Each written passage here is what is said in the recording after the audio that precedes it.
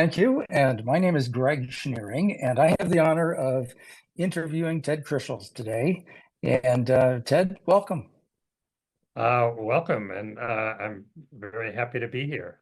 I think I'll tell you when we're done.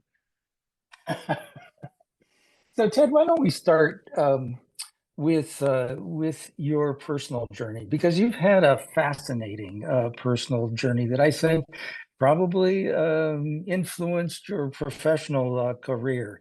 But can you talk a little bit about that personal journey? Because I think it's unique. Uh, well, sure. And let me just jump into it. It's hard to know where to start. I grew up in a large family in the Berkshires. There were six children. Our father died when we were fairly young. I was 14. So we were to some degree on our own after that point. Our mother had a hard time uh, after her husband's death. So I didn't have a lot of direction. I went to a Catholic boarding school, all boys, which was an interesting experience. Then I went to an Ivy League college. This was during the 60s, and a lot of stuff was going on. Vietnam War, obviously, drugs, everything. And I originally, I think, was expected to be the lawyer in the family, uh, but somehow, I mean, it might have been during my Russian literature phase. It didn't make sense to me that I would go to law school, and I was going to take the, what do they call it, PSAs, but I never did. Instead, I traveled around the country. I actually spent a couple of years. I went around the country 3 different times. In that process, especially around the third trip, I was intentionally doing different kind of psychology, spiritual workshops, so Gestalt, Encounter. There was one in San Francisco that was like 60-day Eureka Enlightenment training. So at the end of it, I was enlightened for about 2 hours. And then I went to Maine. I had family. A lot of us had gone up to Maine and bought some land. It was very cheap at that point in time. And I had made a commitment with a brother and a sister to build a house. So we met in Maine and built a house where I lived for a year or so. And it was a great experience. Very different than all my spiritual and all of that. I was very kind of, if you've ever been in rural Maine, it is not exactly San Francisco, or it's not. It's very, very different experience.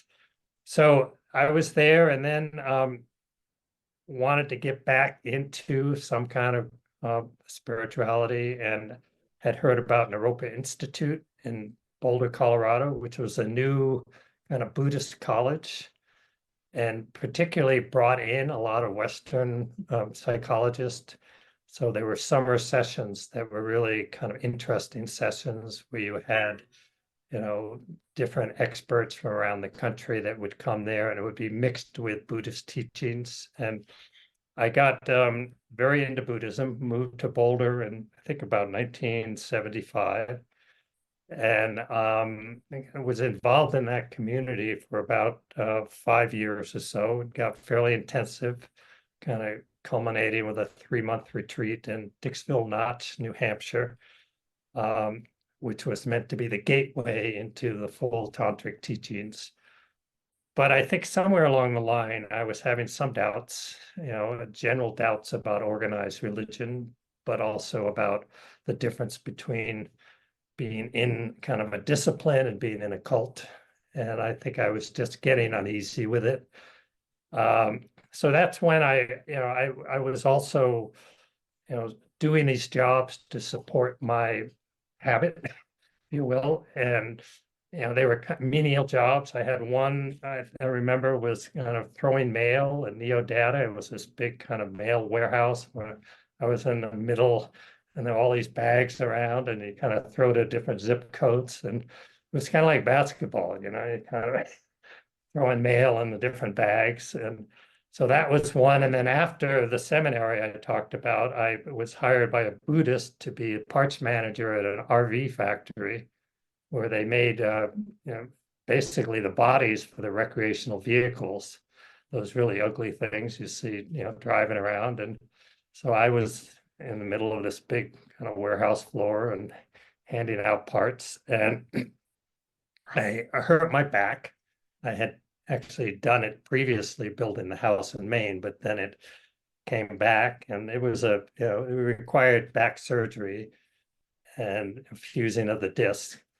And what that did was it qualified me for a bunch of state assistance, state and federal. So I was able to get, one, I got job counseling, which was kind of interesting. So I went through a lot of testing, and I aced all my tests because I'd been to a good college.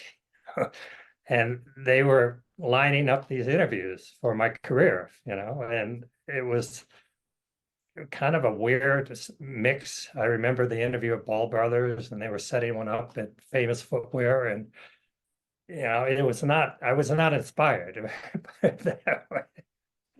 So through all of that, through, deciding not to go to law school, through building the house, through traveling the country, through Buddhism, what did you learn during that period that shaped your thinking later in life?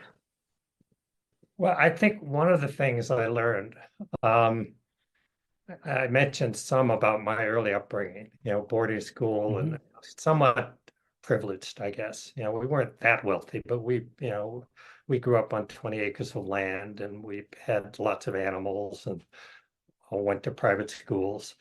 And it was kind of disconnected from the real world. So I think part of doing that was to kind of break through my patterns of just kind of, whether it's in direct feedback that you get in Gestalt or Encounter, or whether in spiritualism, kind of meditation. I did a lot of meditation, retreats all alone and group meditations. And I think there was a kind of a perspective that developed, a little bit of perhaps a distance from my own ego. That comes and goes, but that it did alter my general world view. And I think the challenge was to come back from that and say, what am I going to do with my life? I mean, do I want to be a monk? Which I think I did not. And then, what is it that would inspire me? So that was, I was in this kind of consulting, kind of being told where I could go for interviews and things. And I saw this ad in the local Daily Camera, the Boulder Daily Camera. And it was just a weird ad. It was FREMCO, Front Range Educational Media Corporation, and it's like public media station, something like that, about to, going to go on the air, and was looking for a volunteer coordinator. And I'd organized some stuff in the Buddhist community, film events and things like that. And it was paid, half the salary would have been paid because of my injury by what's called a CETA program. So it just, public media has always intrigued me. I mean, I didn't have a TV. We didn't have a TV till I was 13, but I remember watching Fire Line with my father, and and remember building a house in Maine, listening to the Watergate hearings on public radio and watching them at night on NewsHour. So I had an affinity for it, and it kind of fit in with my general idealism at the time. So I knew absolutely nothing about FREMCO, and I went to this interview. It was in this old building in Lafayette, Colorado. It was on the second floor. It's kind of basically in shambles, all this used furniture, old desks lying around.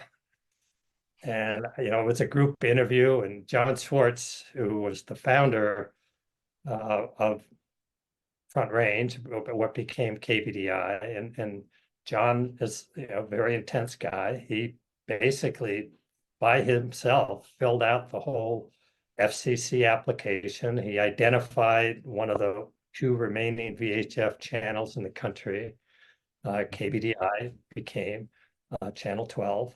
He applied for it. He got a construction permit. And he kind of did all this. He had some trust funds, so that was the funding to kind of initially get everything going. Most of the people that were there were, it was a combination of volunteers and about a handful of people that were paid minimum wage. And that was what I jumped into. And as a volunteer, so my first project was bizarrely enough to organize an on-air TV auction.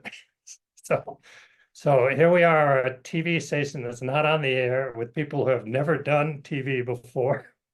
The ones who know anything came out of radio pretty much. And I'm there calling up potential volunteers for a television auction. Well, that's fascinating. An auction for a TV station that's not on the air. Before I forget it, let me ask you about the call letters. Did Schwartz come up with the call letters and when he did the application? Because KBDI is Yes. interesting. Yeah, that was definitely thought through in advance by some process that I had nothing to do with. Not only that, we had a contest for the logo, and so everybody could submit it. And I was not part of the judging at that point. I was just a lowly volunteer coordinator. But there was this guy. It really did look like some creepy guy, peering around the corner and up to no good. So that was our logo. It changed somewhere over the period of years. So yes, that was our what we looked like and what we started with. So I was all of this was premised on this kind of unreal notion that we were going to be on the air.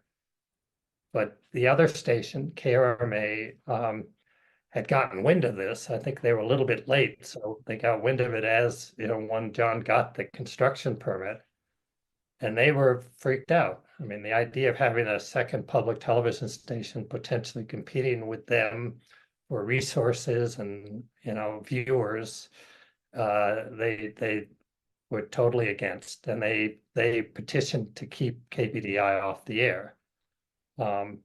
And it was a pretty intense thing. And at that point, having the construction permit did not mean you could go on the air.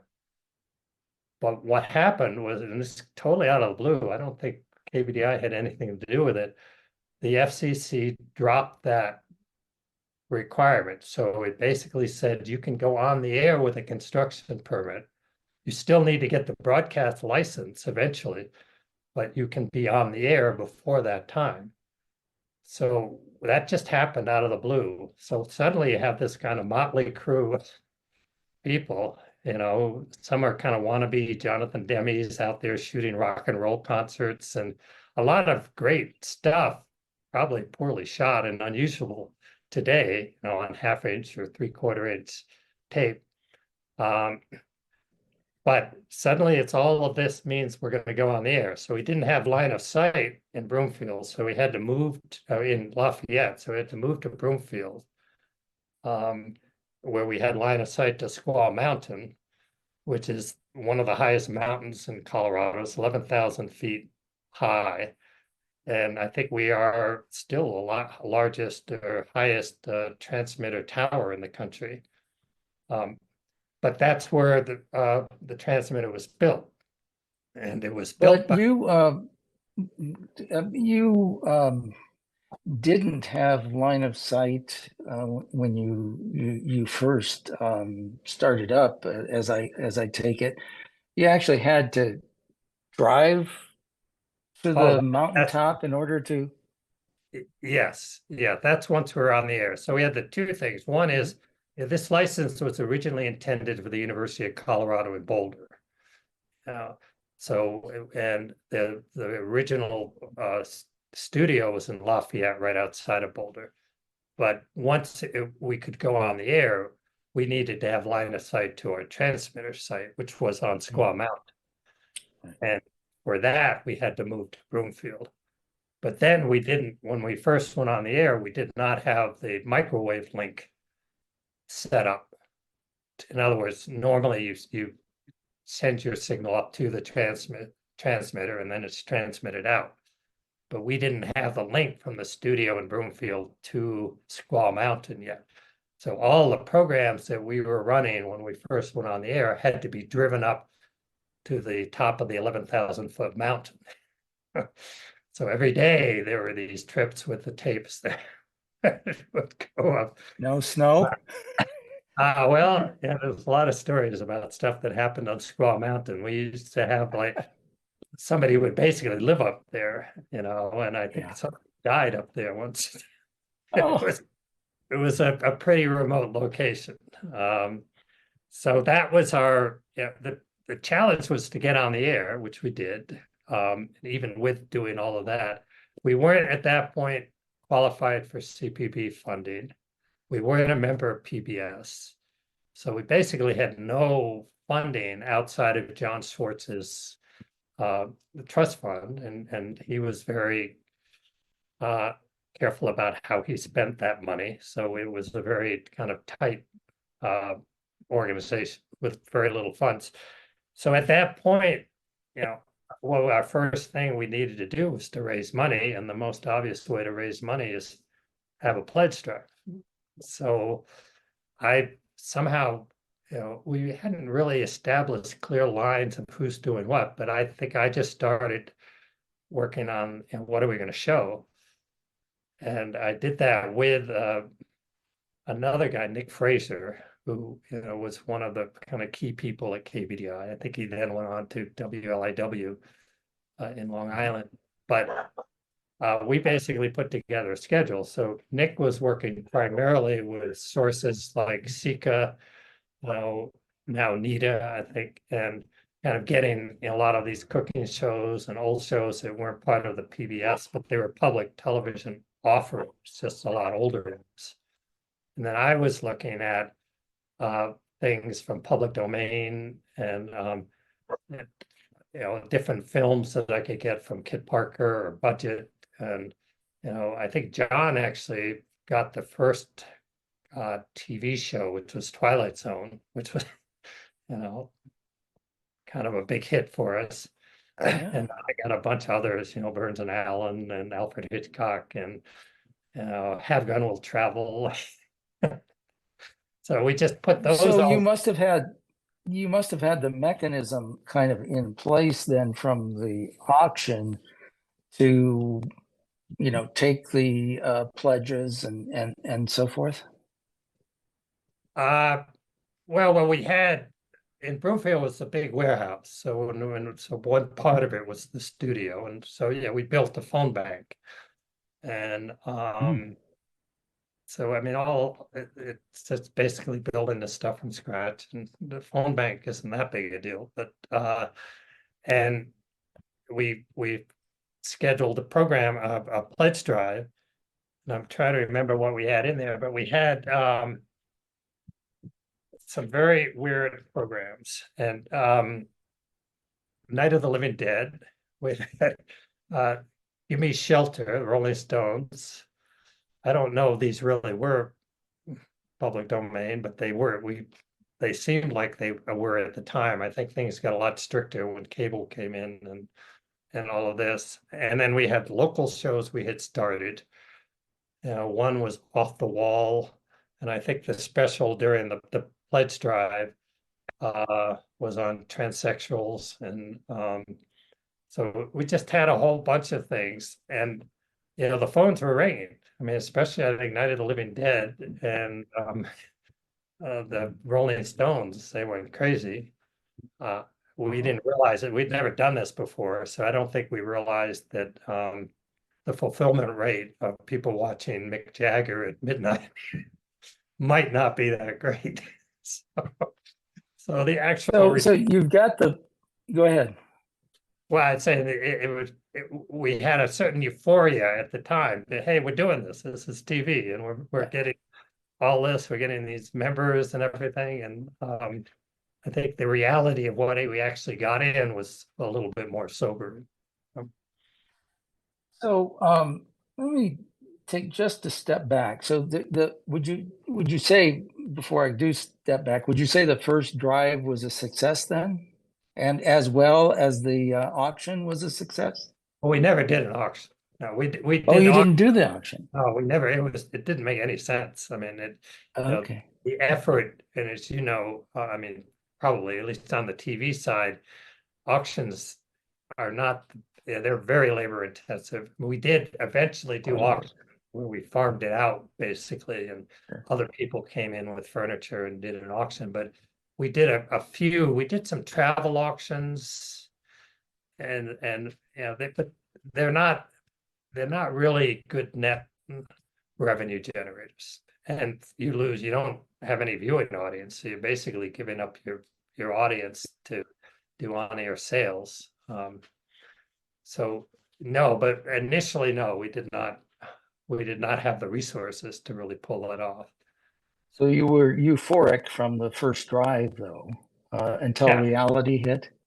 yeah. And it was my first, well, actually, no, my first on air, because the first thing we did when we went on air was to basically bash KRMA. I mean, I don't mean that. I mean, that's what we basically, because we needed to use our air to stay on the air. So we had spots. And I think the first TV spot I ever cut was, KRMA is trying to keep us off the air. If you think they should stop that, call them up, tell them. But we think there is a place for us in this community, and we need your support. So we had a bunch of different spots. Mine was one of a number of them, and we just ran those quite a bit. So you're on the air. You've had the first drive, but what was KBDI modeled after? Was it modeled after another television station? No, it was modeled after radio, and Hmm. specifically, I've mentioned Jeremy Landsman is, I think, our kind of wacky engineer who pretty much built the station, but he had built stations, radio stations around the country. I think KRA Crab Radio in Seattle, KDNA in St. Louis, KFAT in California. I think he was even involved in the one in Madison, WORT, initially. He was close with one of the patron saints of alternative radio, Lorenzo Milam, who wrote what's famous within the alternative radio universe, Sex and Broadcasting. And I remember visiting KBDI. And so the idea was to have a public television station that kind of was inspired by that spirit of independent radio, alternative radio, to have voices of the community, to be very community focused, to have kind of alternative fare. But the reality of actually running a TV station, nobody really had a clue about. So it doesn't, and you would know, having been in radio and somewhat exposed to TV, there are some similarities, but very different. I mean, just the cost of the transmission and the cost of the infrastructure for TV is a lot more expensive than for radio, and the content, and you're reaching, we had a signal that, reached wide, throughout, it had a lot of different places where it, patches where it didn't get in, but it still reached up to Wyoming and, kind of way out in the plains. So it was just a level of magnitude that was quite a lot different. So there's a really interesting interview on YouTube of Jeremy when he was at KDNA. He was young. It was just very interesting. So he was a unique person, as was John Schwartz. They were both unique, and John actually had to resign for us to get on the air because part of KRMA's argument was John was unfit to be manager, because when he was in Pittsburgh Public Radio, I think maybe WYEP, It was, yes. they had it wasn't self-serving at all by John, but salaries were donated back to the station and then used as matching, used as non-federal financial. So you had federal dollars coming in here and then essentially being laundered to be used to match to raise up their non-federal financial support to increase their CPB grant. I think that's essentially the gist of it. And I don't think it was done with any nefarious goals in mind, but it was not appropriate, not good. And so that was one of the key arguments that KRMA was making to keep KBD off the air, that John Schwartz was unfit to be the president of this corporation. So John resigned and Jeremy became president. And Jeremy has a lot of strengths, but management was one of them. Is not one. No. So what about the social and political climate during that period of time? So it's before 1980 when the station went on the air, I believe. Jimmy Carter is still president. What was the social and political climate like within the station? Oh, within the station, we say the social political climate, like who was attracted to it, who came to it, because it was like it was highly attractive to certain people, sometimes for the good reasons, sometimes not. So you had, certain production types who I think wanted to be rock and roll producers. So Right. we're really into kind of covering, I think we did Telluride bluegrass and all of this kind of from some really bad and whatever. So they had their motivations, which were a little more selfish. You had the idealists who were just volunteering time because they believed in kind of the 60s energy of that mainstream media was essentially kind of corrupt and that this would be a true grassroots movement. So you had, I think, a significant amount of that idealism. You had young people who wanted to just get in the industry. So I think the overall sense was of that kind of commitment to doing something different. But within that, you had a lot of different agendas that were going on. So it was a difficult place, as I got higher up in the management part, it was a difficult culture to kind of manage. I mean, very creative in some ways, a lot of entrepreneurial, a lot of people willing to kind of do things, but not a what's the word? I mean, dysfunctional, but not overall. I think I appreciate it in hindsight. Well, But let me zone in on was a challenge because the you had no money. dysfunctional. Oh, sure. Somewhere I found a clip that appeared in the Boston Globe, and it read, "The first year was bizarre. At station breaks, announcers would say, 'Hey, man, this is KBDI Broomfield.' Microphones died, reels of tape fell out of machines, programs were inexplicably canceled. The Marx Brothers couldn't have done it any better." That was written by Robert Dittelbach in the Boston Globe. In the Boston Globe. There was we had a lot of articles that were written in the early days. They got more positive, and even that one is, it's kind of it was sort of a fascination with KBDI. What are they doing? And I remember coming in one day and we're running Have Gun Will Travel, and the film was upside down. So, anybody watching, they've got to be either standing on their head or they think they're on the wrong drug or something. But My goodness. so yeah, it was. I mean, it was all over the map. I mean, one of the early programs that was locally originated was it was originally called FMTV and then morphed into Teletoons, but it was rock and roll videos, and this was before MTV had come along. So at 11 o'clock every night, we would tune to like rock videos. And so a lot of them, I mean, they were the mainstream ones, but then there were the real, I mean, there were things that weren't mainstream at the time, Talking Heads and Laurie Anderson, and just some very cool stuff. But the whole concept, I mean, my daughter today has an old Teletoon t-shirt, and when she wears it in Denver, people still come up to her.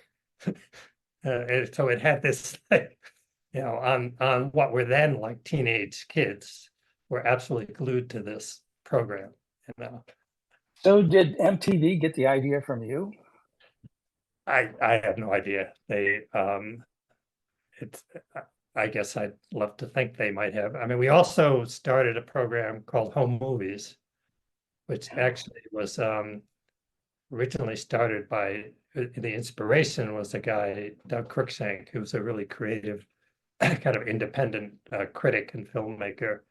But he drafted me as well. So we were the co-host of this show for a few years. And it was fascinating. It was, we would get these kids. It was mostly kind of high school kids, but it had a mix of people who would come in. And the deal was that, we show their film and then they got to talk about it. So we had, this was a warehouse, and we put up one of the big sliding doors right behind master control or in front of master control, and this old couch. And Doug and I would sit on this couch, and the filmmaker would sit between us, and we show his film, and then Doug would interview the guy as if he were like Martin Scorsese. What about that shot? What were you thinking? So these were unique programs. Broke some ground. Yes. I mean, whether there's a link between that and America's Funniest Home Videos that came later, who knows? But it was an idea that, was before its time. Yeah. So, Mm-hmm. and actually pretty interesting. I mean, it was interesting to be part of it. And so we did that. We also did, I don't know if I'm getting off my timeline at all, but we started this thing called theme nights where we would focus on a particular issue. So I think the one that was really that I remember the most, because it was something that I was inspired to do by going to an ascertainment. Do you remember ascertainment meetings? Did you have them I in the do. side? I do. Yeah. Yes. And they were kind of, I think people just took them for granted, like you had to do them. That was an FCC requirement. And I used to go to them, and I was at one where the FEMA, Federal Emergency folks were talking. This one guy was talking about nuclear war, and he seemed to be like nostalgic. He said it'll be kind of like the 1800s. I was watching him, and he actually seemed like he was like couldn't wait. And it kind of freaked me out. We actually got our first grant from Colorado Humanities. It was a smaller grant, like $13,000, and we produced like 5 nights on the threat of nuclear war. And we had these programs, war games, I think, from Britain, and Dark Circle, but also a lot of panels and a lot of discussion. And that's all we did, nights for like 5 nights. And we had people going up to Warren Air Force Base where the missiles are in Wyoming, to NORAD in Colorado Springs, touring that. We had all these kind of footage and material that we'd gotten from around Colorado. And I can't say it was great television, but it was definitely kind of worthwhile to kind of. So that became a model for sort of doing these. We did nights on El Salvador, on homelessness, it was like a regular part of our schedule that every month we would do a theme night. So somewhere along the line, though, you became the program director, and Nick Fraser had something to do with that, correct? Yeah, depending who you talk to, Nick did all the work and I got all the glory. Nick was like, I mean, an amazing, he's unfortunately passed away, but Yeah. he just was a workhorse. And he had this big white shepherd that we shared an office, but he really put the schedule together, and he took a lot of the, as I said, a lot of the material. And once we got our membership into PBS, he kind of really worked on putting the schedule. I mean, I would have to sign off on that part, but I did that, but I was also just the one looking for the things that would be outside of all that. So I had deals with the Canadian Film Board, which had some great material, different independent filmmakers, and then the whole public domain and the commercials, because this was before cable. And so there was a lot of content that if the local affiliates in Denver didn't buy them, was just sitting fallow. So I could negotiate, amazingly cheap prices for things like the World of Disney. People loved, and but I'm paying like $100 a run or something for it. And so it was kind of a mix of these things that would be very alternative, and then also just kind of a mainstream, like nostalgia type programming, and then starting to blend in the PBS program. So, at what point then had you become a PBS member? That would have been fairly early on, because once we got the CPB funding, I think then we had to become a PBS member. So I think the CPB funding would have come, I think Ron Hall was part of the visiting team that came. And that's when I realized all the people in DC were not jerks.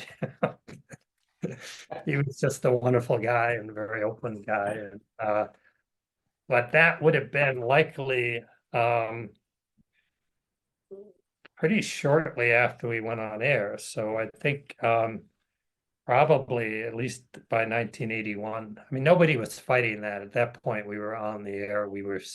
Once we were CPB qualified, which we would have had to been, because there wasn't really any discretion. We were meeting the criteria. You needed a minimum of NFFS, which we'd met. And so the big deal with PBS was what's called the Program Differentiation Fund, because we couldn't afford to be a full member. And frankly, we didn't want to be a full member, because that would have meant, totally head to head with KRMA. So we had a policy, and I was actually on this task force with PBS, coming up with what would be the right PDP formula for stations. And, to me, that was one of the most significant successes that we had in those early years, because it was pretty generous to us when I look back on it. It allowed us we had to have a 1-week delay on primetime programming, no delay on fundraising programming. And, for a portion of the price. So it was significantly less expensive than it would have been otherwise. And it gave us the freedom to kind of just pick and choose. And also in a kind of a ruthless way to really monetize the fundraising program. And I used to call it guerrilla pledge. I mean, while we couldn't, some of the programs which were part of the schedule we had to wait on, but we would come in before the national pledge drive. So we would do weekends and stuff. So we would, when you get a hit show, I forget what they could have been, anything from, Susie Orman to, Riverdance or whatever, it usually survives more than one pledge drive.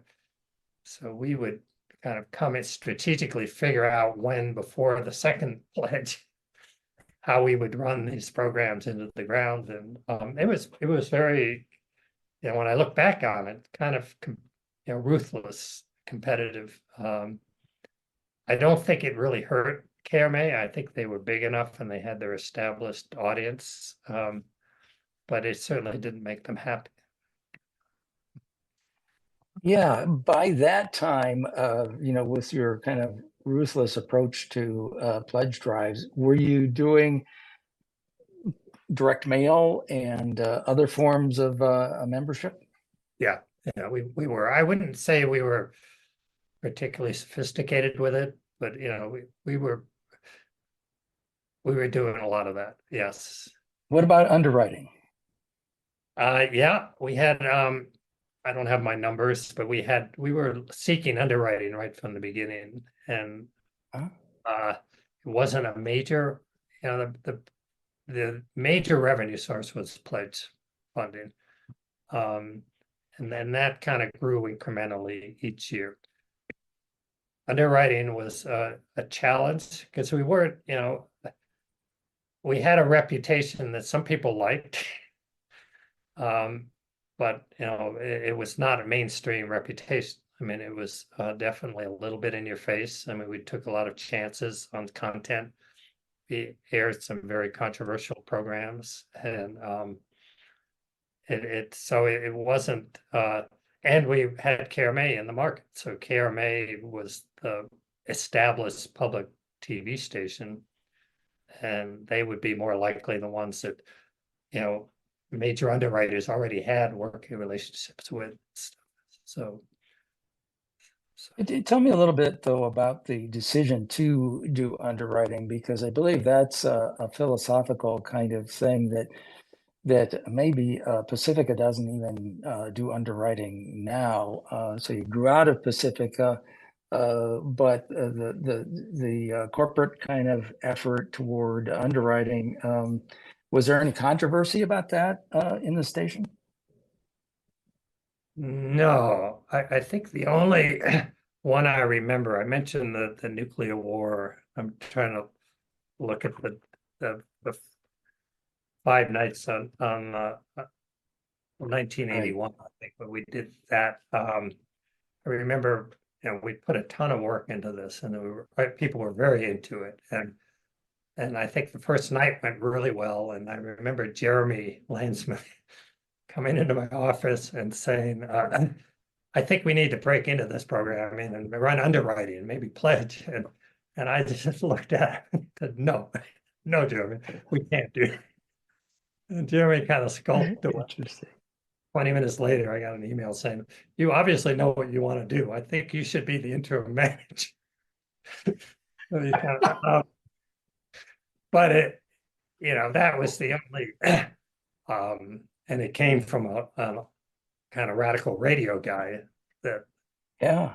that we had no compunction. I think it was, and I don't see underwriting as I guess it could be depending upon who the underwriter was, but we never had any philosophical bias against it. I think it was more the other way around about who would want to be associated with us.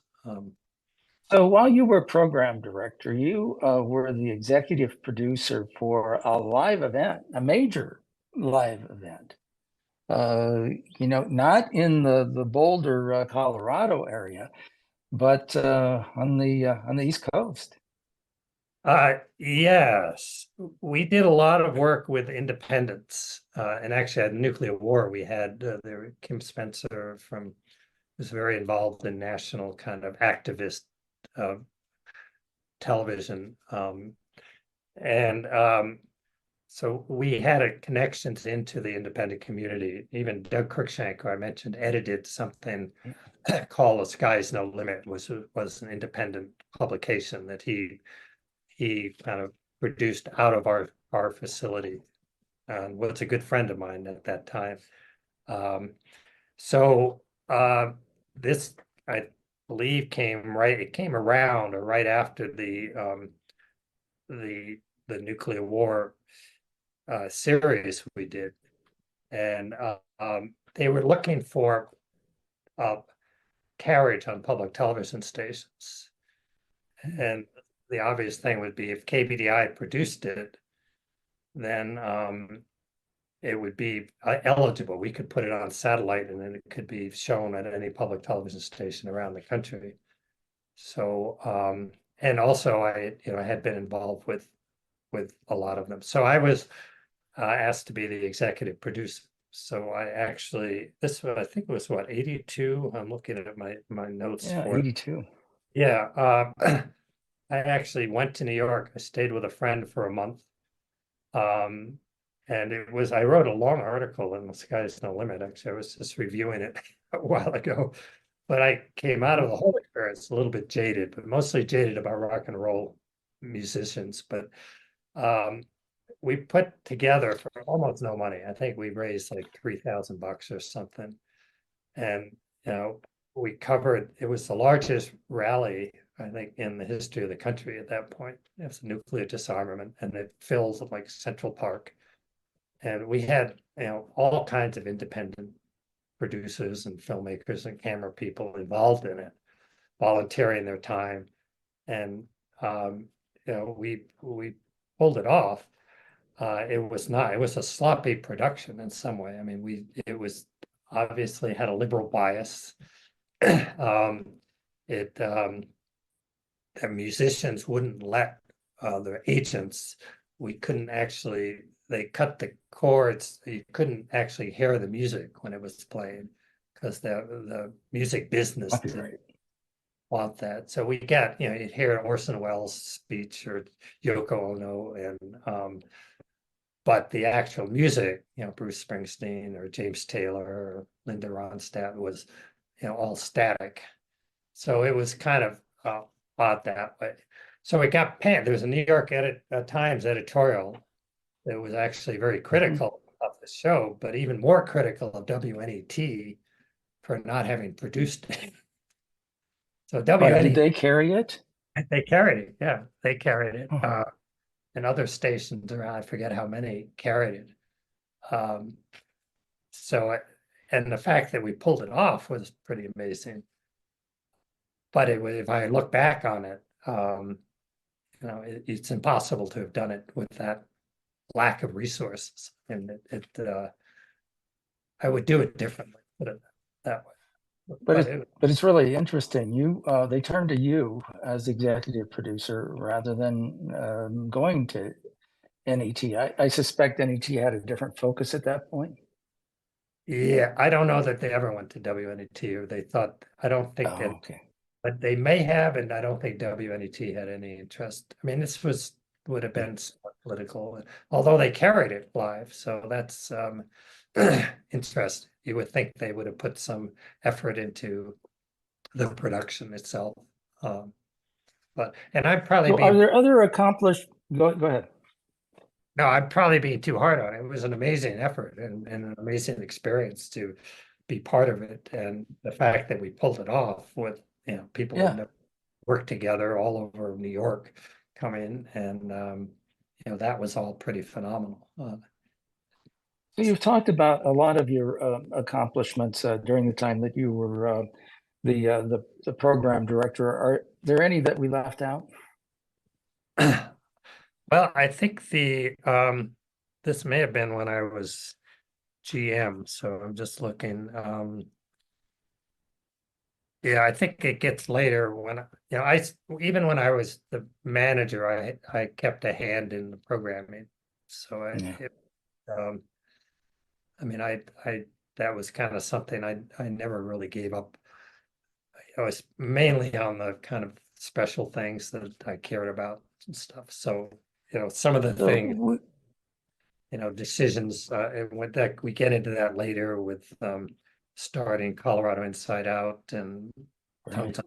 Untied, and So you became the manager. You'd been successful as the program director.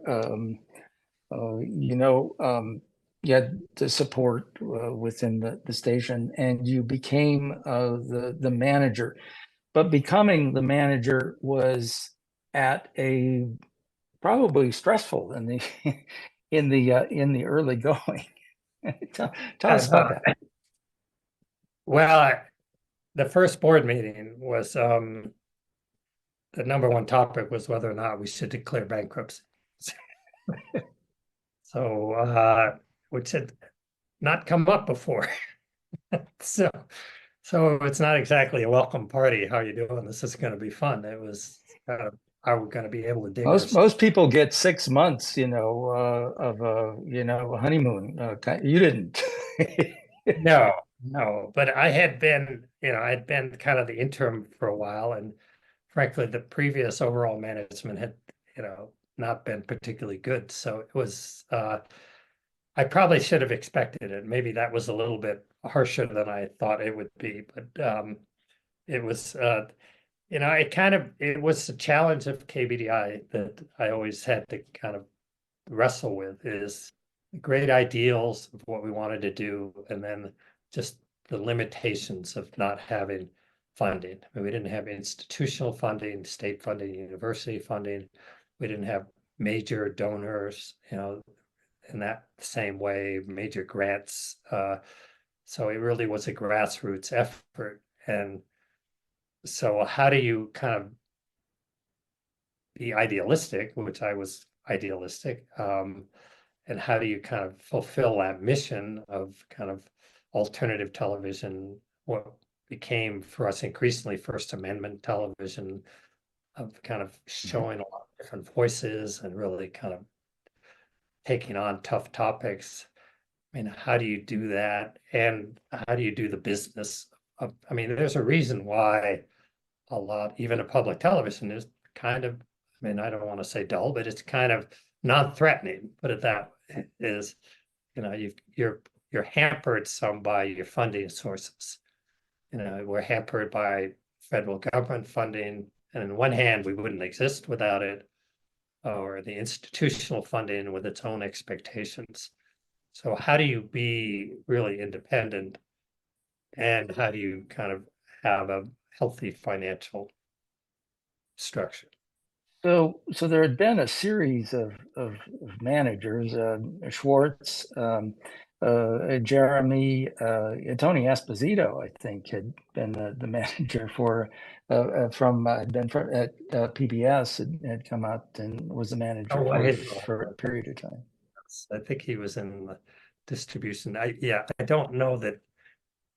I think it was the allure of somebody at PBS must know what they're doing. I was not involved in that hiring, and being as not speak ill of anybody, but he was not a good choice to be a manager of the station. I But don't you think pulled it out of this conversation, your first board meeting. Should we declare bankruptcy? You pulled it out of that. How did you do it? Because that's quite an accomplishment. well, I think one is I do have a combination of sort of idealism and pragmatism. So I mean, I think we basically had to say, what do we need, and what don't we need, and we just had to pay attention. I think having a good business manager, somebody who could be honest with me about where we were on things. I think just getting a discipline. I mean, it was never easy. It wasn't like we suddenly were out of trouble. I mean, we had different cycles over, I know, certainly the first 5 years or so. And then I think, the pledging, there were different experiments we did that worked. And I think specifically this, the notion of the First Amendment, and remember, KRMA at that time had just come out of the school board. KRMA was very conservative, and so they were a very good way. It was good for us to have them in some way, but so we were totally not that, and we got a lot of good press for being kind of willing to kind of show things and to question things, and we did that. And one example, and I'm trying to remember what year it was 91, but a little bit later on. But this was one of those pivotal moments where a program that came out of PBS, Tongues Untied, I think it was part of POV. I think Jennifer Lawson, for credit, was probably the one at PBS behind that. It's not a program you would ever see today, I don't think, out of PBS. I don't mean that critically, I'm just saying I don't think it would arise to that. But a very graphic program, very I mean, a really well done program, but about the Black experience, about the gay Black experience. It has kind of graphic poetry and language and kind of in your face language. And, it's not a program that most public stations, if they aired it at like 3 in the morning. I think Seattle had it at 3 in the morning. But a lot of stations Right. just, and we not just aired it, but we pledged. Oh, and it was a gamble. I mean, if for us at that point, it was, to actually pledge something that out there. I mean, we knew it was a good program. But we also knew it would tick off a lot of people. And it's one of those pledge breaks I wish I'd kept, because most of my pledge breaks got very redundant. But this one was actually, probably the most inspired I had been. And it went on, the pledge break went on for literally half an hour. I mean, I think when it started, we didn't know what we thought, maybe bomb threats, maybe a lot of hate calls. And it was just like support. And, it just was like took over. And we had, the phone bank just going absolutely crazy. And it just was a kind of one of those moments in time where you're doing what you want to do and you have the support to do it. So it kind of was one of those pivotal definitional moments for KBDI. And it led So to in a way, and you ran it in prime time. You pledged it. Things like Teletoons, then Tongues Untied, the other things that you did. Again, in a way, were cutting new ground for society today. uh yes, you could look back on some had more notoriety. Tongues Untied had a lot of notoriety. Others, a lot of the theme nights we did were really questioning, environmental, homelessness, things like that. So sometimes, I don't know if you ever heard of Paul Bortz. Paul Bortz is I think he's still around, but a highly regarded media consultant analyst, especially in the commercial world. But he was on our board for a number of years. And I just remember him telling me one time, said, Ted, if you're ahead of your time, you're wrong. Interesting. Well, I think actually it's proven that you were right. Well, it did not make me rich and famous, but I don't know, but he was coming from this ultra pragmatic, really good guy, but just very sharp guy, and ultra pragmatic world of what, ratings, numbers, and all of that, which was not quite how KBDI operated. Well, but did you pay attention to ratings?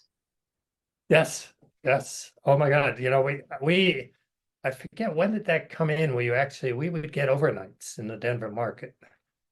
And every morning I would look at those ratings, or Nick would, and share them. And Really? yeah, no, definitely. I mean, it mattered. I paid attention to ratings. I paid attention to pledge. I mean, I had to pay attention to everything as a manager. And it was really interesting. There's something, I don't know if we talked about this before, but is what did it take to kind of break through numbers? So we would have, what today would be considered great ratings, because today everybody's audience is on broadcast, it's plummeted. But Right. back then we were always, maybe half of KRMA, even if we ran the same program, whatever. It was, we just, and I experimented. I remember getting one film series from a national distributor. I used to meet with these guys when they came to Denver, because they would see everything they could sell to all the commercial folks, and then I would meet with them, see what was left in the dustbin there. But I got this one film series of all, like, major films from a few years ago. And the one I remember was Platoon. You remember Platoon? Oliver Oh, Stone and won an Academy Award for Best Picture, and yes. all these stars in it, Johnny Depp and all these people. Um, and I put it in, it was in obviously prime time. And it got, for us, good. It got like a 3.5 or something, which was, but if that had been airing on the NBC affiliate, it would have gotten like a 10 or something. So there was a sort of built-in limitation, I think, to being a second public television station, that there were people that just either were not aware of it, We didn't have much of a marketing. I mean, we had some, but not much. And it just didn't fit in there. It wasn't in their habitual viewing. So there was a limit, I guess, for what, I think our strength was in finding niche audiences.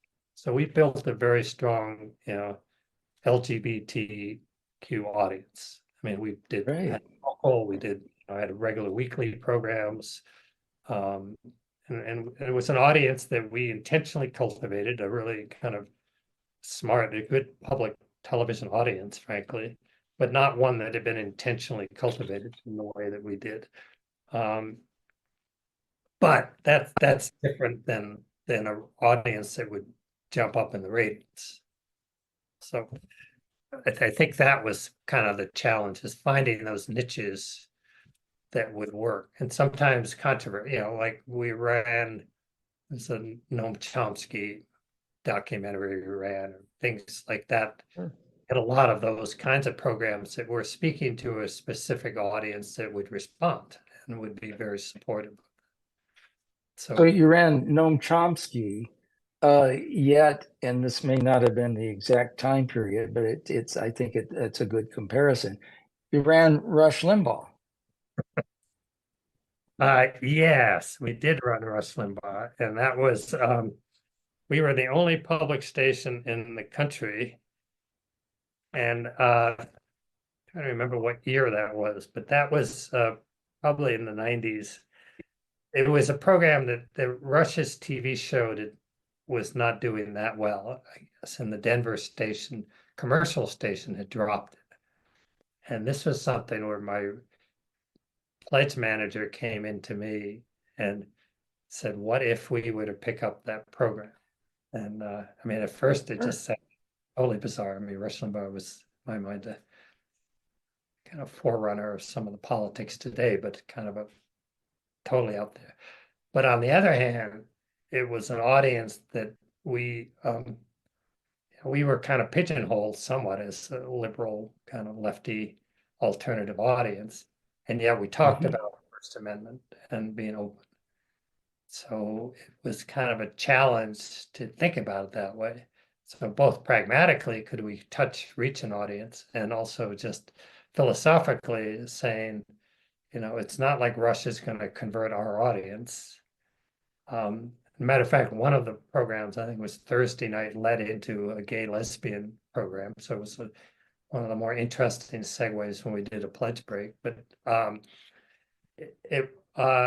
so it was a big gamble, and I think we lost a number of Boulder people in that. Boulder's very, very liberal, and not a bad sense, Sure. but so there were people who were very offended by it, but there were people, actually very, really well spoken, who would like comment and very enthusiastic about us being willing to do that. And it was only, I think it only ran with us for about 6 months or so. I can't remember the exact time frame, but it did cause a stir.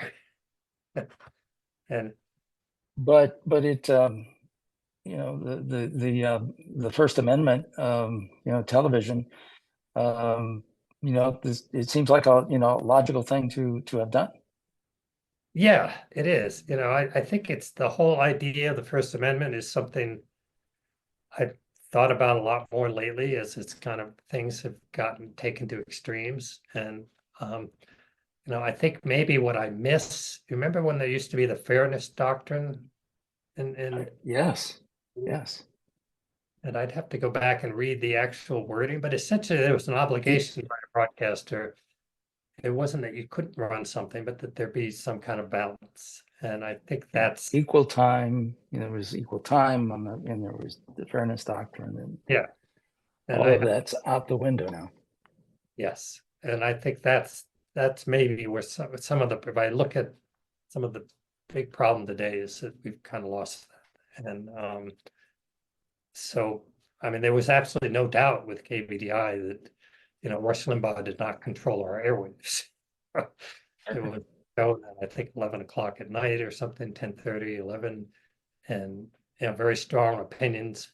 And I also actually worked with a a conservative think tank in Denver, the Independence Institute, to run a weekly show of theirs that aired on, afternoons on the weekend.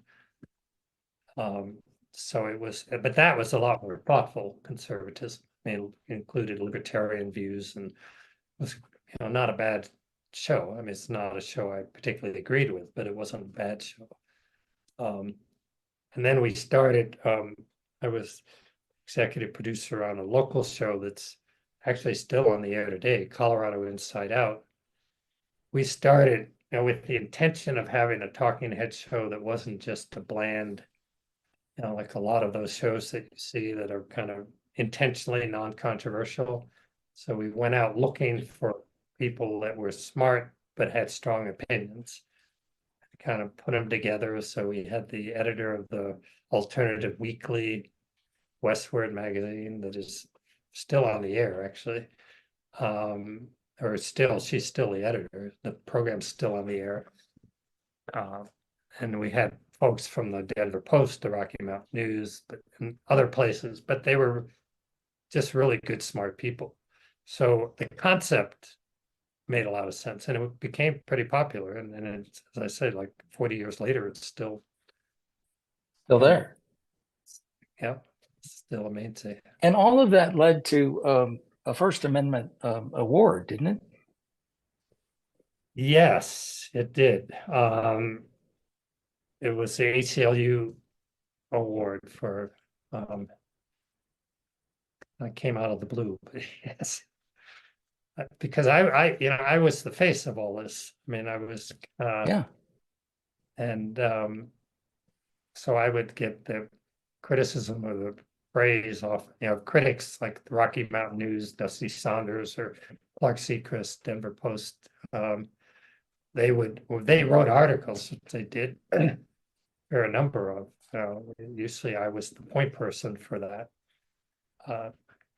So yes, that was, I think, the ACLU award, and the other was mentioned, they kind of linked together, the Broadcast Citizen Award from the Colorado Broadcasters Association. So I became an establishment guy. Yeah, you did. And not only an establishment guy within kind of, programming and KBDI, but also you were involved on a national level in a way that perhaps some other stations that were of an alternative nature, their general managers weren't. So you got involved on a national basis kind of from the beginning. Yeah, I was. I mentioned the PBS one, which was probably one of the more, Yeah. because it actually changed or created a policy that worked, at least worked for the smaller stations in those markets. But I also was fairly early on invited to be part of some of the CPB ones, and I think back then it was Fred DeMarco, Doug Weiss, Connie Foster, Laura, I'm forgetting, went to NPR. And I'm not sure why. I think initially because overlap was a big kind of a contentious issue. So when they did reviews or whatever, that they wanted to have a token, somebody from that. And if you looked at the mix out there of who was available, I think I was considered, maybe, whatever the reasons, they tended to like me better. So I was like, I was trying to think, Pagliarini was another who was on a lot of these, and Byron at some point was on some of them. But I was sort of the voice for that, and it wasn't only that, but it was, so I was I think it worked both ways. I mean, I think it was good for the system because I also was pretty outspoken at national meetings. Probably a pain in the ass for some people, but I was very adamant about the rights of being a smaller station in a multi-station market, and that should be appreciated, that the differences should be appreciated, that it was actually a strength for public broadcasting. And I believe that if that other station is not just a pale imitation of the larger station. I don't know that that's in fact the case in many situations. But that was a case that I made, that we should be supporting everybody, and it shouldn't be as competitive. But it got into other issues as well. So some of my evolution or socialization, I think another name I should mention, because I think he was the first guy who brought me in from the cold, if you will. That was Joe Zespa at Pacific Mountain Network, which was based in Denver.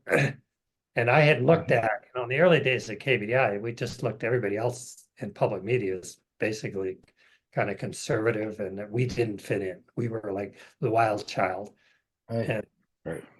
we didn't like them, they didn't like us, so we didn't care about them, maybe would be the right way.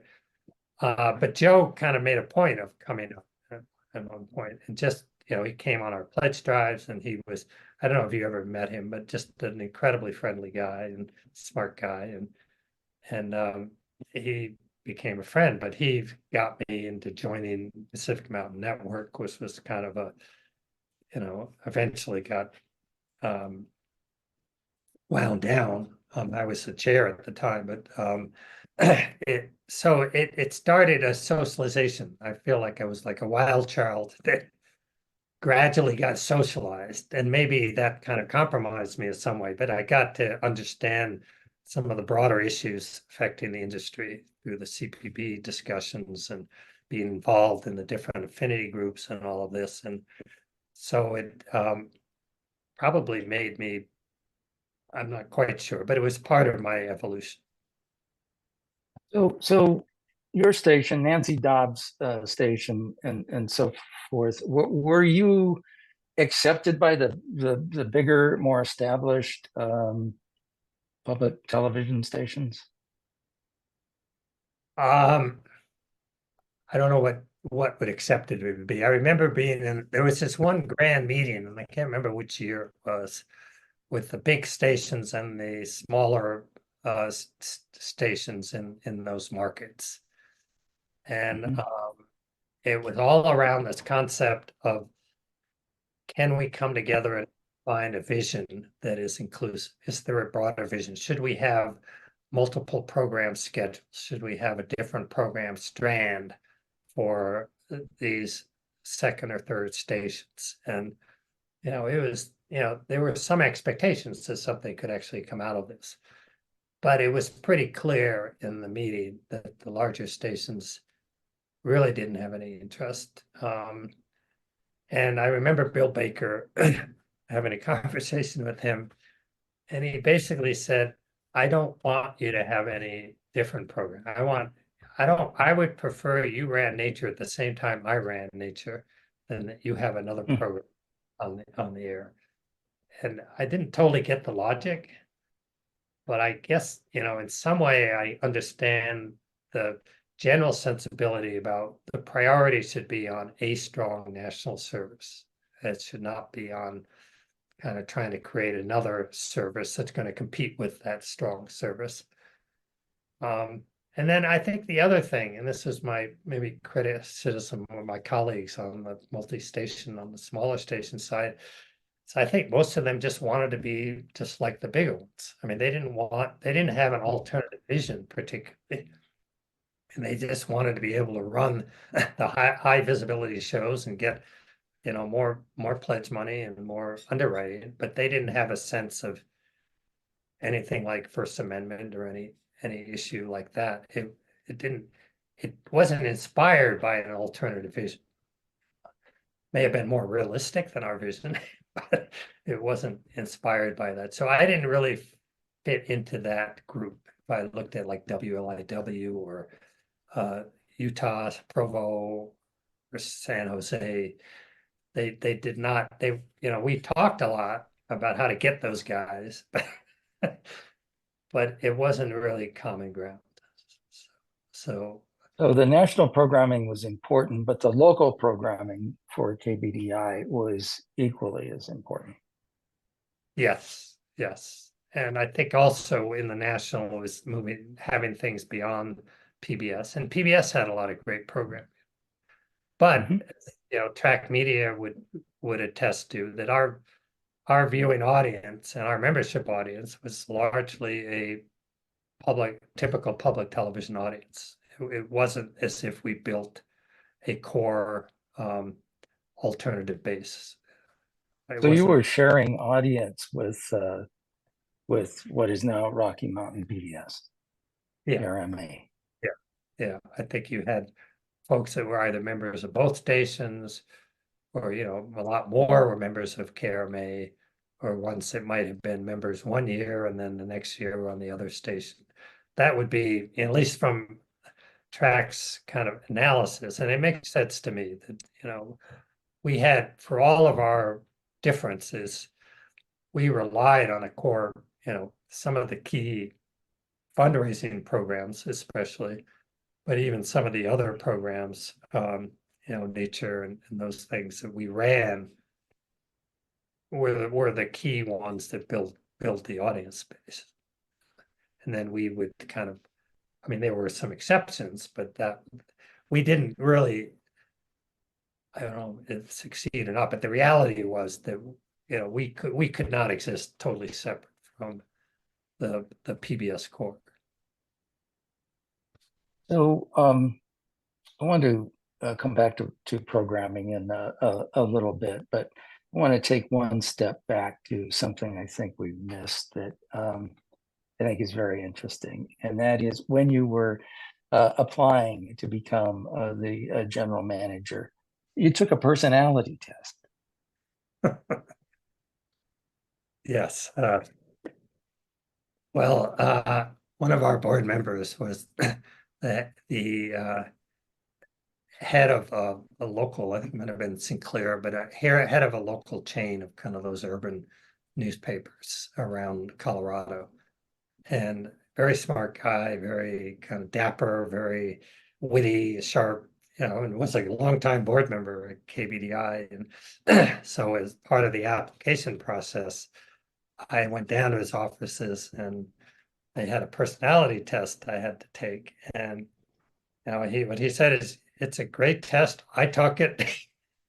So I can vouch for it. And so I took it, and I mean, apparently I passed. I did okay. But a few years later, when I was manager, Westward, the alternative newspaper in Denver, had a big cover story with this guy on the cover who apparently, well, not apparently, but he did, as a college student, come home one day and basically killed his family, shot his parents and I think his sister, and then spent 7 My years in goodness. pediatric rehabilitation and sort of reinvented himself, and came out to Colorado and had sort of this dark, deep secret in his past that ultimately got revealed. So he obviously knew something about personality tests, but it was somebody with an MA in So psychology. Makes me wonder. he passed the test, you passed the test. Yeah, so I'm right up there with it. So that's, So another thing I wanted to not skip over is that the physical plant for KBDI moved around a lot. You yeah, didn't just have one building and stayed there, and you moved a lot. So talk about the moves, and then also the physical plant. Did the equipment get better and so forth as time went on? yeah. I at one point called us homeless. But so I spoke about moving from Lafayette to Broomfield, which we went on the air, so not as big a deal, but we had to be line of sight to Squaw Mountain. And we set up shop there, and it worked. It was pretty funky, and but as a place, it worked. I had hired as development director a wonderful guy, Winston Laszlo, came from the film festival and was very much of a Denver based person. And he was adamant that we needed to be in Denver. So he made successful pitch and he found a building right in downtown Denver, right on Stout Street, right in the middle of Denver. And these developers, real estate developers, who essentially, I think we were on the third floor, fourth floor, and they essentially retrofitted the whole floor for us. And it was a rent that we could afford. And so it was a big deal. We moved out of Broomfield, moved right into the heart of Denver. And we felt like we had finally had a more of an established home. But there was a rough real estate market in Denver, and the building basically went bankrupt. And so we lost the lease. And in a very short You're period, evicted? well, yeah, the building was taken over by it. Yeah, we had to move out in a very short time period. And I think we were there a couple of years, a year or two. And so we had to find this place, and we found, I think it used to be like an old grocery store, big building, warehouse type building, but more like a little more still kind of abandoned building on Federal Boulevard, which actually I liked till I was in the kind of Latino part of town, and it had some very cool restaurants and easy for me to commute to from Louisville. But it was kind of funky place, and we settled there. And then we hooked up with the foundation, the P-Town Foundation in Denver. And they had a building, used to be a bakery in the Five Points area of Denver. And Five Points is the historically Black section of Denver, has a really rich history, kind of a lot of jazz music and just a rich history in the Black community in Denver. And so they funded the rehab of the building, and we moved in there with KUVO, Hispanic radio, and kind of that's where it is today. And it was actually a good location. Yeah, I think some people were afraid, we're going to be in an unsafe part of Denver, and it was not. We had, our nighttime pledges and everything, and it was a great place to be. But that transition, moving a facility for the third time, was it just took a lot of research and drained a lot. So you mentioned Kuvo. Did you ever look at merging with Kuvo, because now it's with Rocky Mountain PBS, but you were in the same building. So did you ever look at merging?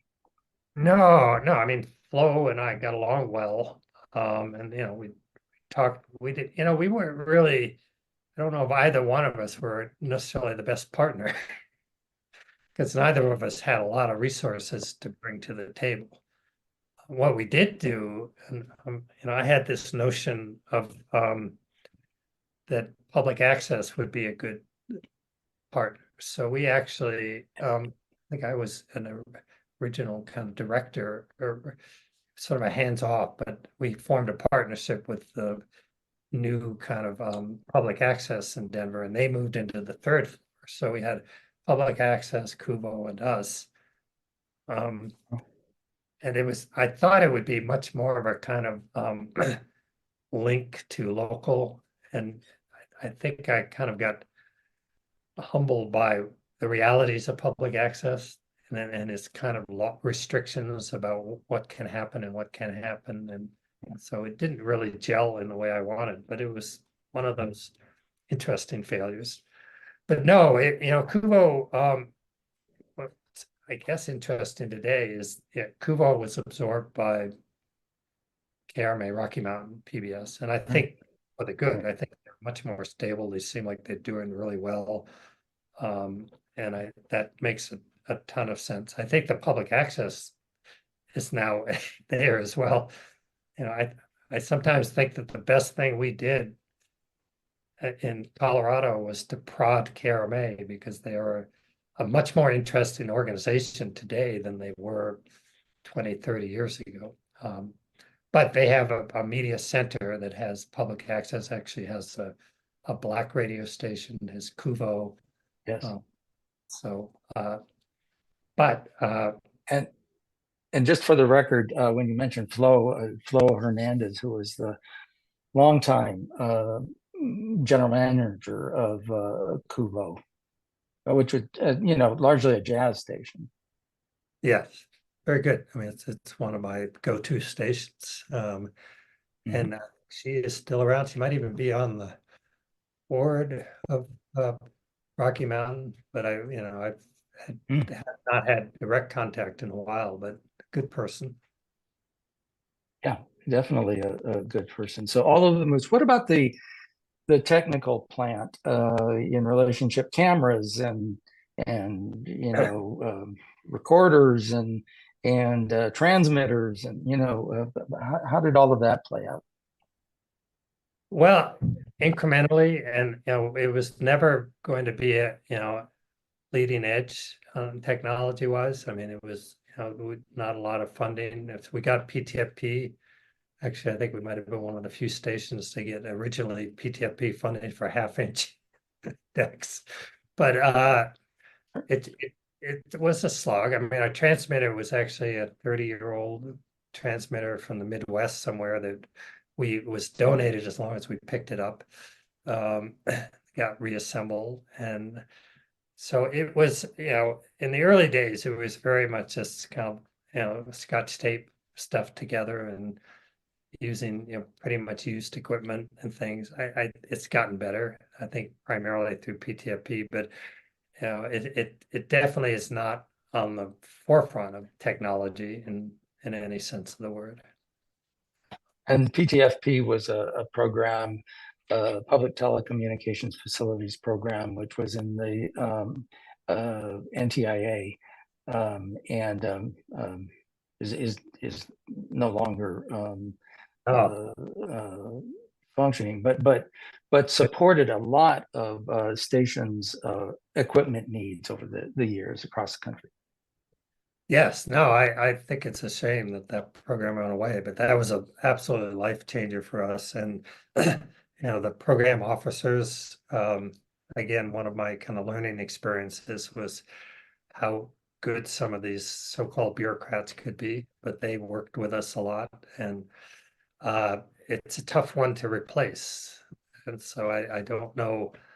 I'd always thought, and we'll probably talk about this at some later discussion, but I think that challenge for the system, especially smaller stations going forward, about how to pay for all the technology is one that I don't know what the answer is at this point, but it certainly was a life changer for us. And I think for most stations that ended up with PTFP grants. Star Wars, big movie. Cable Wars, though, affected you. Yes. So we were, I'm trying to remember what year this was now. That's where I'm looking back on my notes, and so help me out. But Sure. Colorado was, a center for cable. That's where TCI cable, John Malone. So a lot of the cable Mid 80s, 86. Yeah. Mid And 80s. So when cable hit, one, it obviously changed the whole program field. I mean, the cost for like old content, TV content, all that became totally out of our reach. But they started messing with the channels, and today it's pretty commonplace. But we were, I think, the first channel that it was United Cable, I believe, that was going to move us from channel 12 to channel 46. And it seemed to us at the time that that was like a death knell. That was like really just a nasty thing to do. And so we went, I mean, I got spots, so we were on air. We were basically giving out the phone number of the head cable guy in Denver. And I think I called it Siberia, that we were being exiled to Siberia. And I get pretty passionate sometimes on these things. So, but apparently the phone number we gave out was this guy's personal phone number. I don't know where we got it. So it came back to Oh us my. like really, really, really ticked off, and which I was very happy to hear, actually. Um, so it just, we lost. We never. I mean, I think the only saving grace was everybody ended up getting moved around, but it just felt like one of those at the time kind of our survival was being threatened, our existence. We were being like shunted out by a kind of Well, a name. channel was a big deal in those days. A Yeah, channel number was a big yeah, deal. yeah. Even that's true. And even people were encouraged to use that, not your call letters. We're 12, Right. all of that. So to have that be we're 12, but you find us on 46 was um that was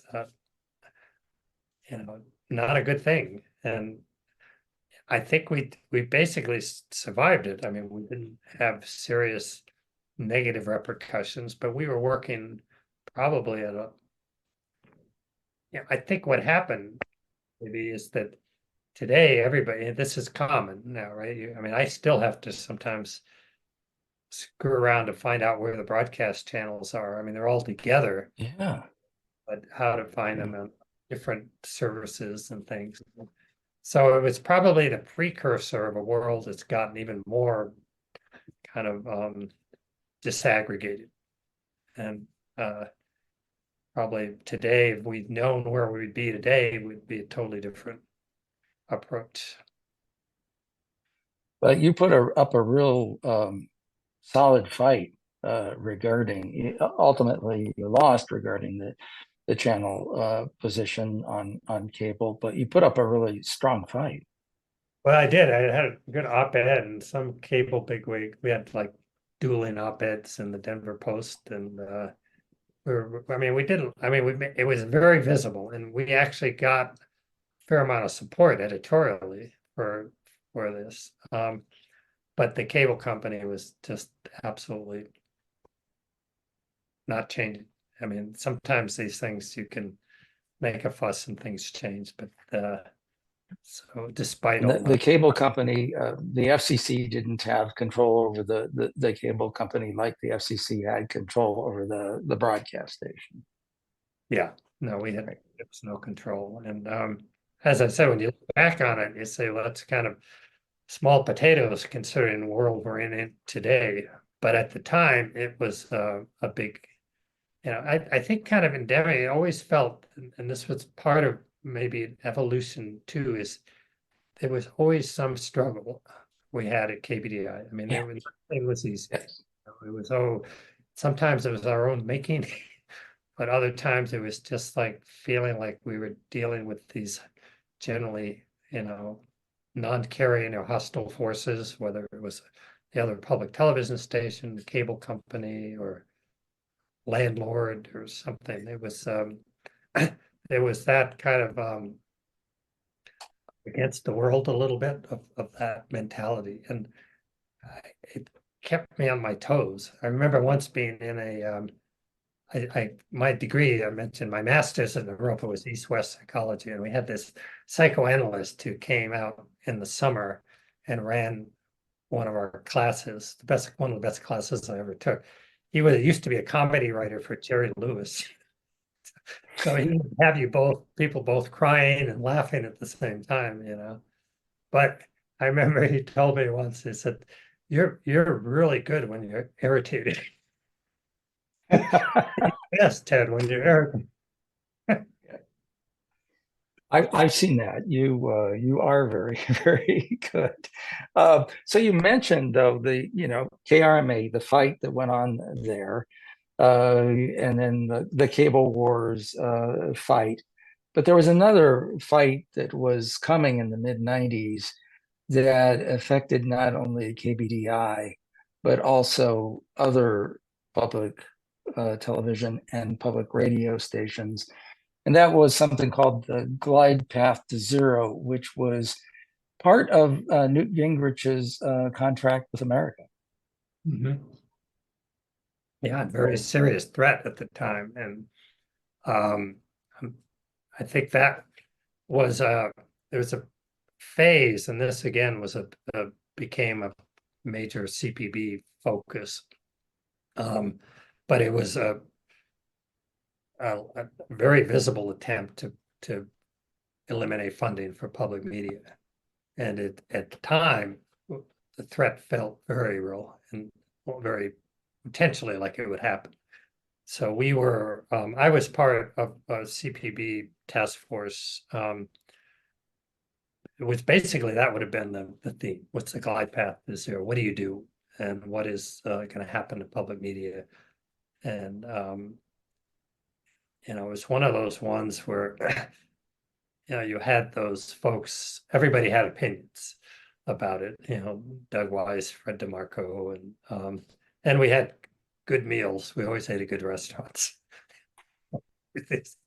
But it was just one of those times where you're kind of, when you think back on it, and in some way it's less than even what we're facing today, which is not just the potential political threat today being, 2024.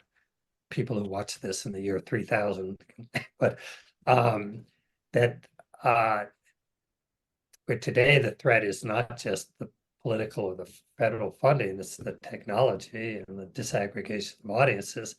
So in some way, the threat today, I think, is worse, but back then it was, it just felt very much right in front of our faces. And Well, it did. What was the plan for the glide path to zero? What was public television, public radio? What was going to happen if we would have gone to zero? What was the plan? I don't know that I read the final report, but I think it might have been Doug's last day.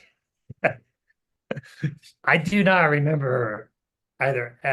There were certainly the obvious things about the winnowing down, the larger stations becoming the focal points, the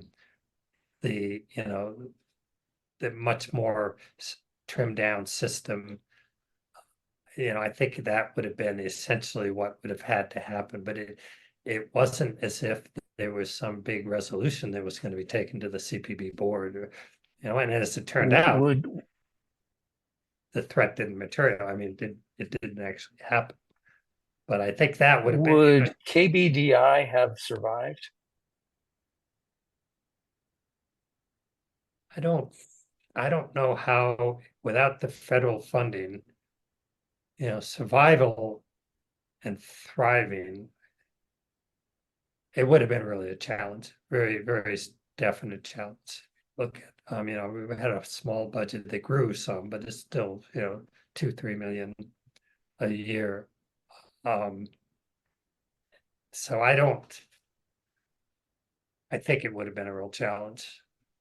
But it would have been a challenge for all the small stations. It wouldn't just been it wasn't an overlap problem. I mean, the small TV, I think radio has, because they get less money from CPB, probably have been in a better position. But if you look at, I don't know how many, 100 small stations, 5 million and below, unless they're I think institutional licensees, state licensees have that alternate support. But stations in smaller communities or stations as the secondary station without federal funding would be a major challenge to survive. And I guess, the question is survival. I was thinking, there's one thing to survive, there's one thing to have some kind of a dynamic presence in your community. And if you can't, one of the most expensive, least revenues generating is the local, doing production. That takes manpower and it takes kind of an energy. And a lot of times those programs are not necessarily the ones that generate support. Sometimes you have grant support and so it's not always the case. But small stations, yeah, that would be the problem, and defining survival. Would smaller stations survive a defunding of CPB at this point? or would it be somewhat of the same situation? Oh, we can get into this more when we get into CPB, but uh, I think it's a multiple threat right now, just to put it out there. And I think that it's going to get worse. It's there was a slide that actually we took from, I think, a PBS slide that showed the broadcast audience shrinking to basically within 5 years being almost negligible. And that right now the primary broadcast audience is 60, 65 plus that is watching public television, and that will continue to shrink. So this is with the funding. So then the question is, where is that audience going and how do you reach them? So you've got audiences that are, streaming, much rise in streaming. You've got all these different places, smartphones and all of this. And I don't think there's been anything, unless I've missed it, that has risen to a level that is going to compensate for the loss of the broadcast audience. So there is a change in the business model that is inevitable regardless of the federal funding. And the question is, what will that look like? I mean, radio has a similar challenge, but it's a little better positioned for it. But I don't know on the TV side. I mean, I did recently lead a few meetings just around this issue, and I can't say I came away from it more optimistic. A lot of smart people thinking about this, but it's not an easy answer. So, and if the federal funding went away, that would just exacerbate it. No, I don't think. If I were to take that guy, remember I talked about the nuclear war guy? Yes, yes. It's a scenario without going back to the 1800s. Where public media would go back to like very humble roots, it wouldn't have a lot of money. It'd be very community based. It would be somewhat like I listened to KGNU radio in Boulder and somewhere, but it'd be very cool station to listen to.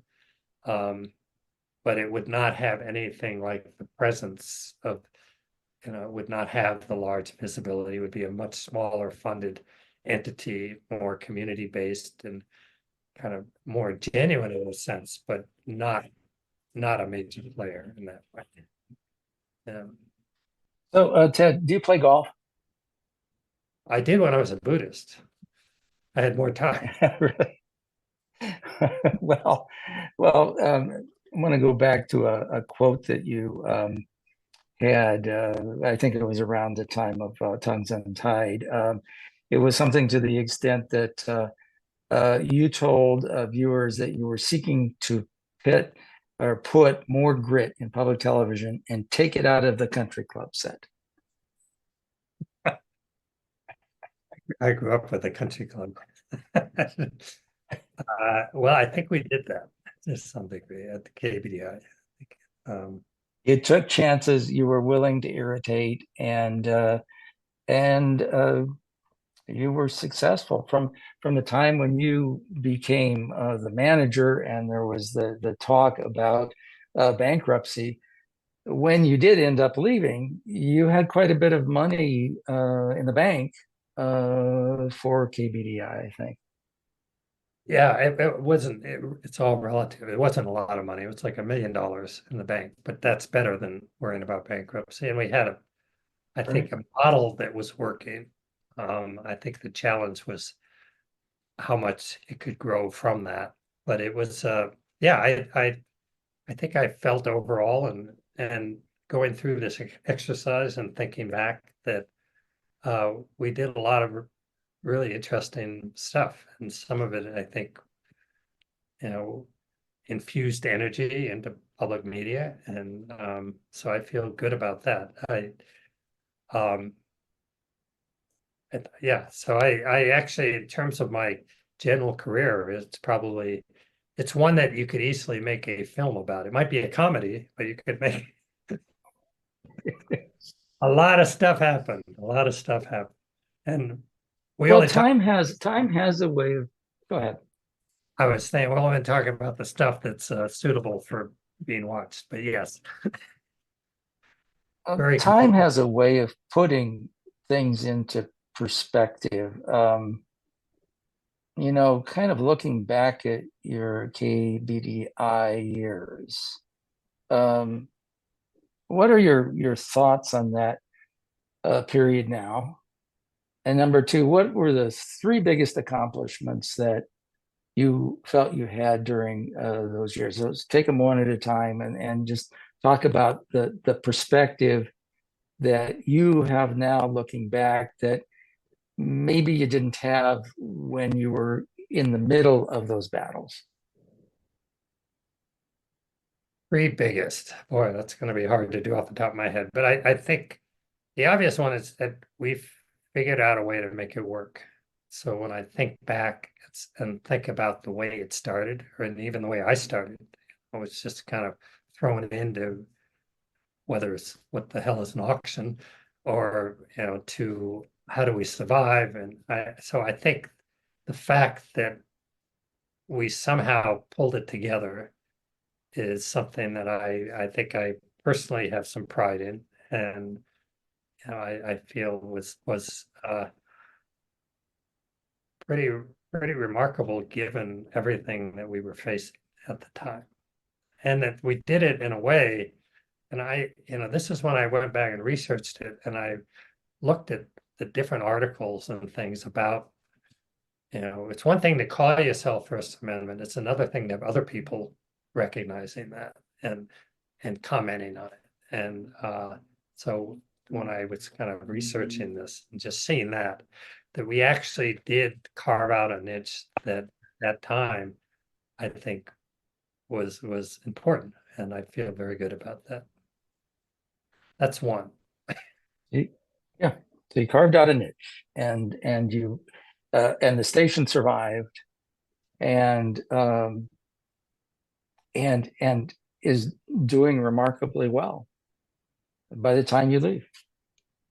Yeah, I mean it's on stable footings. I can't speak for it since then. I actually, when I moved on, but it's still there, and it still seems to be, you know, doing well.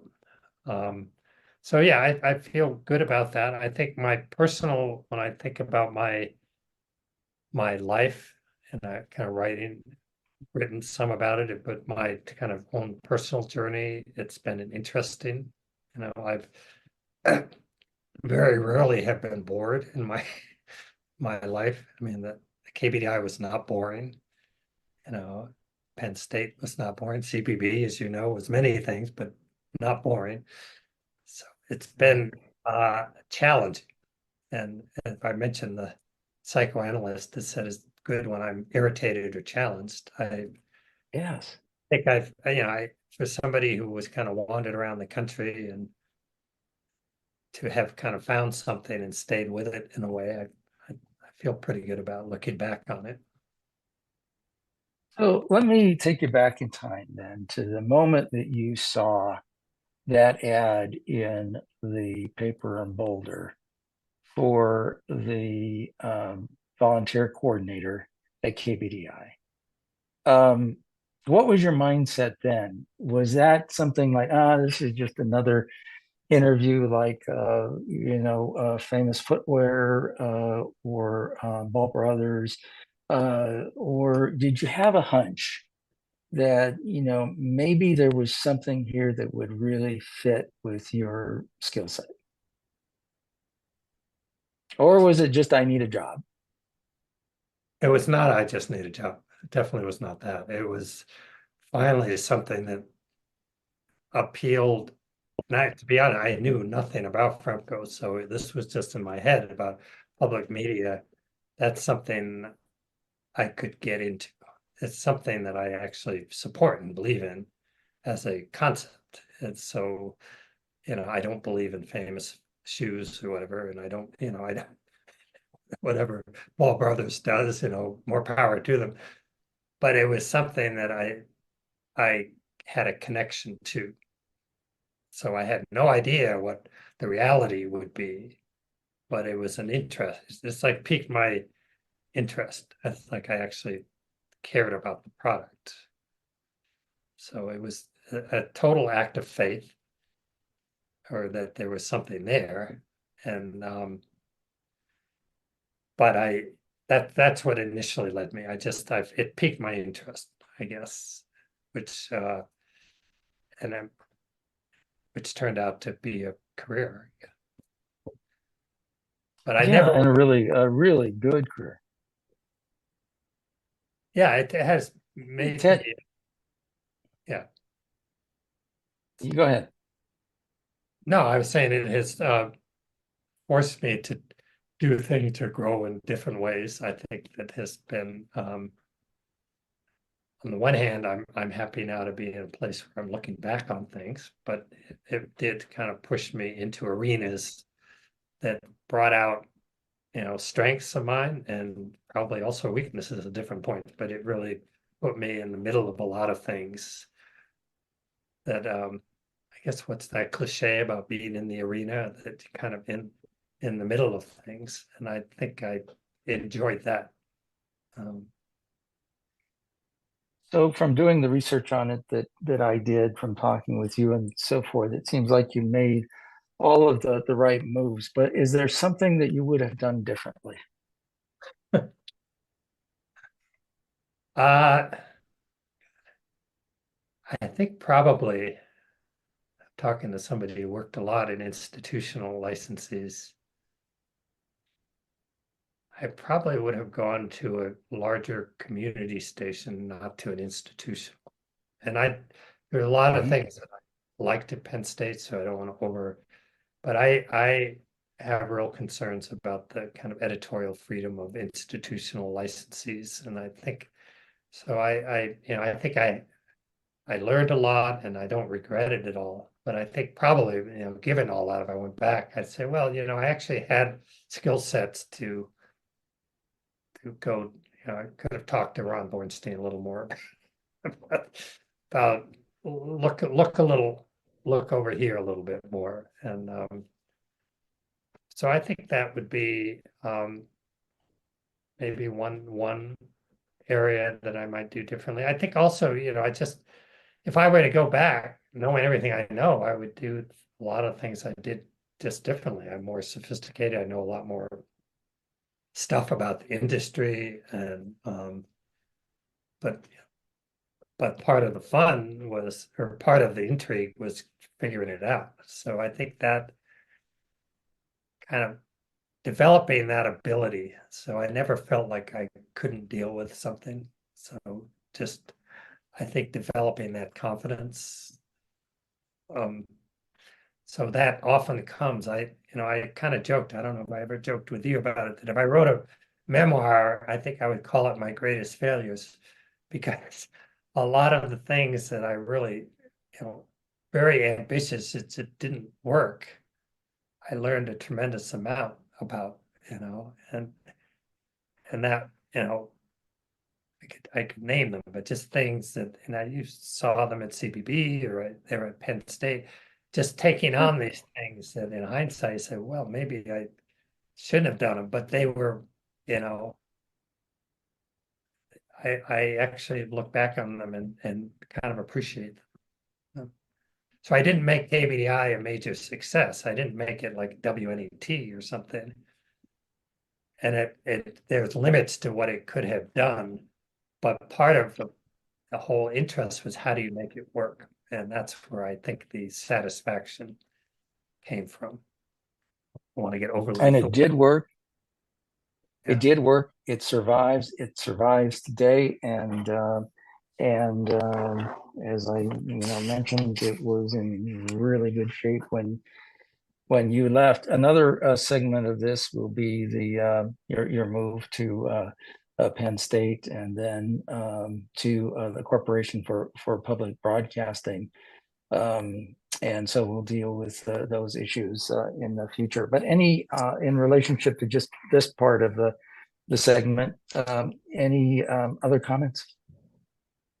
Uh, I think you have done a remarkably thorough job of making sure we went through all those. I mean, I think we've covered, there are a few things that are But I think we get a sense of it, and I appreciate you leading me through this and making me think about it. Um, Oh, happy to do so. It's public media is a fascinating journey. Each station has a unique story, but given the fact that the beginnings of KBDI, um, humble beginning and a success. I think that it really has had a positive impact on the public television and public media service. And a tip of the hat to you for your major role in that. Thank you. I appreciate that.